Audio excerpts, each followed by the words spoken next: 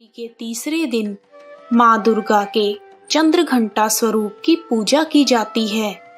माँ दुर्गा का यह स्वरूप परम शांतिदायक और कल्याणकारी है। इनके मस्तक में घंटे के आकार का अर्धचंद्र मौजूद है। यही कारण है कि माँ के इस स्वरूप को चंद्र घंटा कहा जाता है। चंद्र घंटा रूप में माँ का रंग सुनहरा है और उनकी 10 भुजाएं हैं। माँ चंद्र घंटा का वाहन सिंह है। आदि शक्ति भवानी अपने भक्तों के प्रति दया और ममता रखते हुए शत्रुओं के प्रति भयानक हो सकती है। माँ चंद्र घंटा के पूजन से भक्तों को मणिपुर चक्र से जागृत होने वाली सिद्धियां स्वतः ही प्राप्त हो जाती हैं तथा सांसारिक कष्टों से मुक्ति मिलती है। हमारे शरीर के 7 चक्रों में तीसरे चक्र को नाभि चक्र अथवा मणिपुर चक्र कहा जाता है। यह चक्र पाचन तंत्र को ठीक रखने के साथ मानसिक और आध्यात्मिक भावनाओं को भी शांत रखता है। आइए अब जानते हैं माँ चंद्र घंटा की कथा। ओम देवी चंद्र घंटाय नमः। ओम देवी चंद्र घंटाय नमः। सती द्वारा स्वयं को पिता के यज्ञ में भस्म करने के बाद भगवान शिव सांसारिक मामलों से अलग हो गए थे और गहरे ध्यान, अलगाव और तपस्या के लिए पहाड़ों में सेवानिवृत्त हो गए थे। लेकिन सती के पुनर्जन्म में पार्वती द्वारा भगवान शिव को पाने के संकल्प को देखने के बाद शिव भगवान विवाह के लिए सहमत हो गए। विवाह के दिन भगवान शिव एक विचित्र रूप में जुलूस के साथ राजा हिमालय के महल में पहुँचे। उनका पूरा शरीर राख से लिपटा हुआ था। उनकी बारात में भूत, सन्यासी, साधु गण और अघोरी शामिल थे। भगवान शिव और उनके विचित्र विवाह के ऐसे भयंकर जुलूस को देखकर पार्वती जी की माँ और अन्य रिश्तेदार सदमे की स्थिति में आ गए थे। अपने परिवार और भगवान शिव को शर्मिंदगी से बचाने के लिए माँ पार्वती ने खुद को एक भयंकर रूप में बदल लिया और वह रूप है चंद्र घंटा माँ का रूप। इस रूप में उनका रंग सुनहरा था और उनकी 10 भुजाएं थी। चंद्र घंटा के रूप में माँ पार्वती ने शिव भगवान से प्रार्थना की कि वह एक सुंदर राजकुमार का रूप धारण करें और अपनी शादी के जुलूस को भी बदल दें। इस प्रकार भगवान शिव सुंदर राजकुमार का रूप लेने के लिए राजी हो गए और उन्होंने अपने विवाह के जुलूस को भी बदल दिया। अनुष्ठान के अनुसार शिव और पार्वती का विवाह बड़े ही धूमधाम से हुआ। शिव विवाह के दिन को हर साल महाशिवरात्रि के रूप में मनाया जाता है। एक पौराणिक कथा के अनुसार प्राचीन समय में देवताओं और असुरों के बीच लंबे समय तक युद्ध हुआ। उस समय असुरों का स्वामी महिषासुर था और देवराज इंद्र देवताओं के नायक थे। महिषासुर ने देवताओं को पराजित कर स्वर्ग लोक पर अपना आधिपत्य जमा लिया।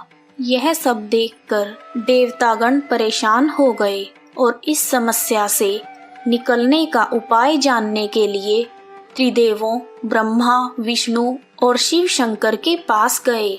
देवताओं ने त्रिदेवों को बताया कि महिषासुर ने इंद्र, चंद्र, सूर्य, वायु और अन्य सभी देवताओं के अधिकार छीन लिए हैं और उन्हें बंदी बनाकर स्वर्गलोक का राजा बन गया है। महिषासुर के अत्याचार के कारण अब देवता पृथ्वी पर विचरण कर रहे हैं और स्वर्ग में उनके लिए कोई स्थान नहीं है। यह सुनकर ब्रह्मा, विष्णु और भगवान शंकर जी को बहुत गुस्सा आया। तीनों देवताओं के गुस्से की कोई सीमा नहीं थी। तीनों के मुख से एक तेज निकला और देवताओं के शरीर से भी तेज निकला। सभी देवताओं का तेज मिलकर एक पुंज बन गया और वह पुंज 10 दिशाओं में व्याप्त होने लगा। तभी वहां एक देवी का अवतरण हुआ। भगवान शंकर ने देवी को त्रिशूल और भगवान विष्णु जी ने चक्र प्रदान किया। इसी प्रकार अन्य देवी देवताओं ने भी माता के हाथों में अस्त्र और शस्त्र सजा दिए। इंद्र ने भी अपना वज्र और ऐरावत हाथी से उतारकर एक घंटा दिया। सूर्य ने अपना तेज और तलवार दिए और हिमालय ने देवी को वाहन के रूप में सिंह दिया। तभी से देवी का नाम चंद्रघंटा पड़ा। सभी अस्त्रों और शस्त्रों से सुशोभित होकर देवी महिषासुर से युद्ध करने के लिए पूरी तरह से तैयार थी। उनके इस भयंकर रूप को देखकर महिषासुर समझ गया कि अब उसका काल आ गया है। महिषासुर ने अपनी सेना को देवी पर हमला करने के लिए कहा। अन्य दैत्य और दानवों के दल भी युद्ध में कूद पड़े। उस भीषण युद्ध में महिषासुर तो मारा ही गया, साथ में अन्य बड़े दैत्यों का भी संहार माता के हाथों से हो गया। इस तरह देवी माँ ने सभी देवताओं को असुरों से मुक्ति दिलाई। माँ चंद्रघंटा की कृपा से भक्तों के सभी पाप, संकट और शारीरिक तथा मानसिक कष्ट दूर हो जाते हैं। शेर पर सवार होकर माँ चंद्रघंटा अपने भक्तों को निडरता का अनुभव कराती हैं।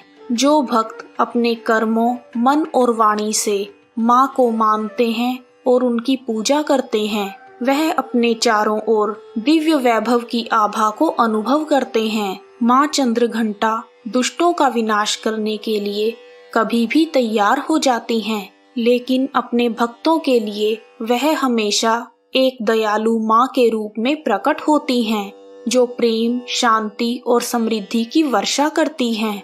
आइए अब जानते हैं माँ चंद्रघंटा की पूजन विधि। माँ चंद्रघंटा की पूजा करने के लिए विशेष रूप से लाल रंग के फूल चढ़ाने चाहिए और फल में लाल सेब चढ़ाएं।